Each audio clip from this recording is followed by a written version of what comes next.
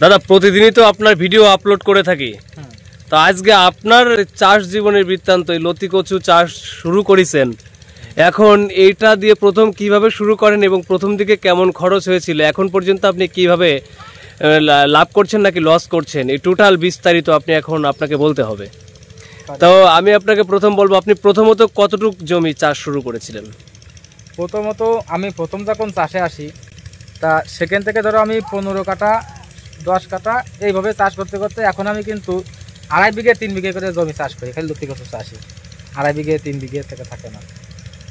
তাতে করে প্রথম পর্যায়ে আপনার কেমন খরচ হয়েছিল? খরচ তেমন বেশি না, তার বিঘে প্রতি খালি জমিটা চাষ এবং কি জমির কিছু সার, আর লতি উঠার আগ পর্যন্ত হয়তো 4 থেকে 5 বার সার লাগে।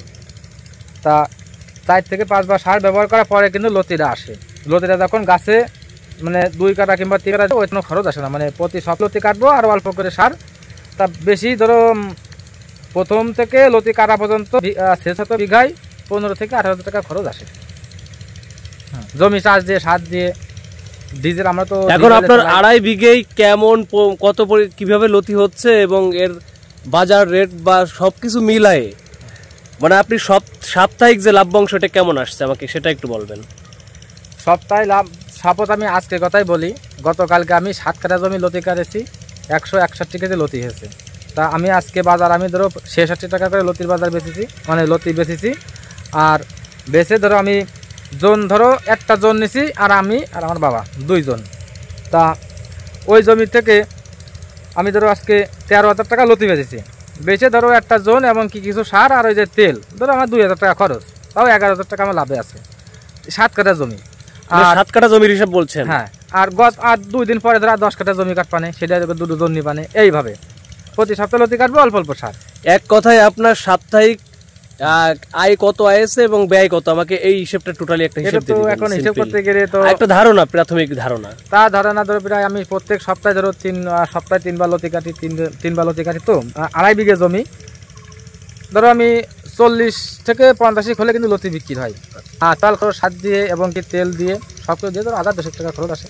1,000-10,000 এক কথায় আপনার 10,000 টাকা মতো খরচ আছে এটা 2.5 বিঘা জমিতে। এবং আপনার খরচ আরো আছে, যখন তো নিয়ে যাবো মানে একবার জমিটা নিরানোর পরে 2 সপ্তাহ 3 সপ্তাহ পর জমিটা নিয়ে নিলাম, ওই সময় কি মানে 2.5 বিঘা জমি নিলে লাগবে আছে আপনার 10,000।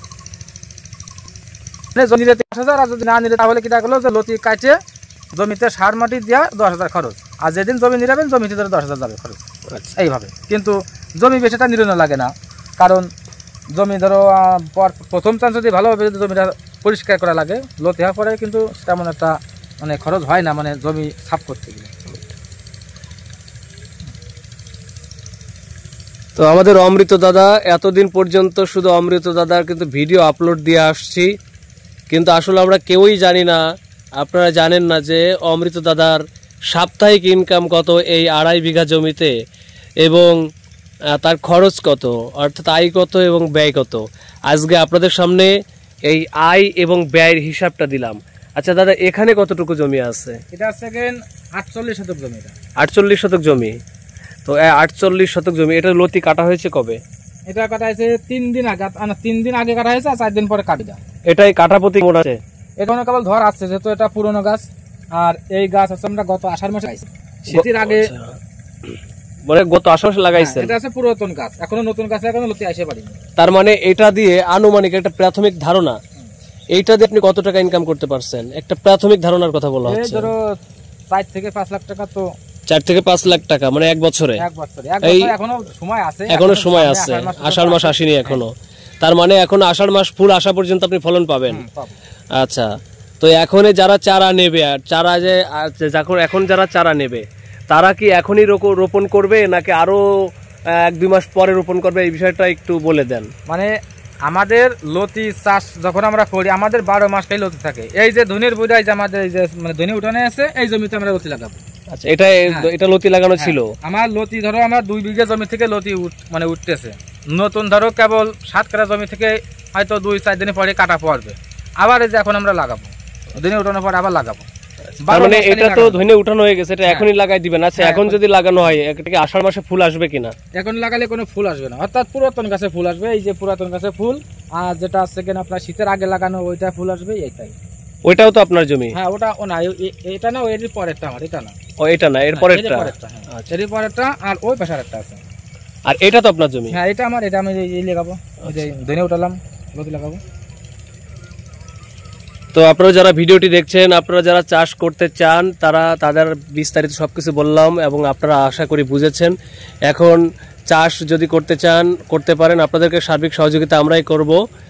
এখন যারা চাকরি পিছনে ছুটি করছেন, যারা বেকার যুবক ভাইরা আছেন, যাদের জায়গা জমি আছে, কম হোক আর বেশি হোক, তারা যাদের 10 কাঠা আছে 10 কাঠা দিয়ে শুরু করতে পারেন, 5 কাঠা থাকলে 5 কাঠা দিয়ে শুরু করতে পারেন। আস্তে আস্তে ইনশাল্লাহ আপনারা সফলতা পাবেন, কারণ এই ব্যবসায় লসের কোনো শব্দ নাই। কি দাদা আছে? লসের কোনো শব্দ নাই। লসের কোনো শব্দ না। আপনি কত বছর ধরে ব্যবসা করছেন, এটা চাষ করছেন?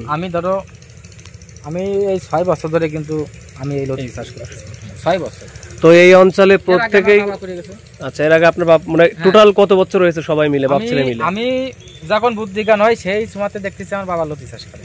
ও, লতি চাষ ছাড়া অন্য কোনো। তো প্রিয় চাষি ভাইয়েরা, আমি আসলে এই যে দেখেন যে আমি আপনাদেরকে দেখাই, এখানে কিন্তু 90% লোক ধানের পাশাপাশি লতি কচু চাষ করে, পুরো মাঠ জুড়ে কিন্তু লতি চাষ।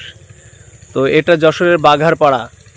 তো যশোরের বাঘারপাড়ায় আপনারা চাইলে নিজেরা সরাসরি চলে আসতে পারেন, চাষ দেখে বুঝে শুনে তারপরে আপনারা চারা সংগ্রহ করতে পারেন। অথবা আপনারা যদি মনে করেন যে না, আপনাদের চারা পৌঁছে দিতে হবে, সেক্ষেত্রে আমরা কুরিয়ার যোগে মাল ডেলিভারি দিয়ে দিব, আপনার গন্তব্যে পৌঁছে যাবে। আপনি মাল হাতে পেয়ে কুরিয়ারের টাকা কন্ডিশনে, এক কথায় কন্ডিশন করে দিবেন, কুরিয়ারেই টাকা দিবেন, আমাদের হাতে দেওয়া লাগবে না। তো আরেকটা বিষয়, আরেকটা অপশন আছে, সেটা আপনারা যদি মনে করেন বড় কোনো প্রজেক্ট হয়, আপনি যদি নতুন কোনো উদ্যোক্তা হন, সেই ক্ষেত্রে উদ্যোক্তা গড়ার কারিগর আমরা বললেই চলে। সেই ক্ষেত্রে আপনি যদি শুরু করেন, আপনি যদি মনে করেন যে না আপনাদের ওখানে যেতে হবে, আমরা সেটাও যেতে রাজি আছি, সেটা বাংলাদেশের যে অঞ্চলে হোক না কেন। এখন ডিসিশন আপনার। আর এ চাষ করতে গেলে তেমন কিছু করার লাগে না, সঠিক সার প্রয়োগ করতে হবে এবং এর জন্য একটু যত্নশীল হতে হবে, একটু পরিষ্কার পরিচ্ছন্ন রাখতে হবে। কিন্তু এটা সবসময় পরিষ্কার পরিচ্ছন্ন করা প্রয়োজন নাই। নতুন অবস্থায় একবার মানে ঘাস পরিষ্কার করতে হবে, আর পুরনো হওয়ার পরে দেখা যাচ্ছে কি আপনার 2-1 বার করলেন, এই আর কি, আহামরি তেমন কোনো ঝামেলা নাই। তো ভিডিওটি এখানে শেষ করছে। আর ভিডিওটি যদি ভালো লাগে, সবসময় গুরুত্বপূর্ণ ভিডিও যেগুলো আমি আপলোড করি, এগুলো যদি পেতে চাইলে অবশ্যই চ্যানেলটি সাবস্ক্রাইব করবেন, আর পাশে থাকা বেল আইকনটি বাজিয়ে রাখবেন, যাতে এই আপনি গুরুত্বপূর্ণ ভিডিওগুলো আপনি সহজে পেয়ে যান। তো সবাই ভালো থাকবেন, সুস্থ থাকবেন, আল্লাহ হাফেজ।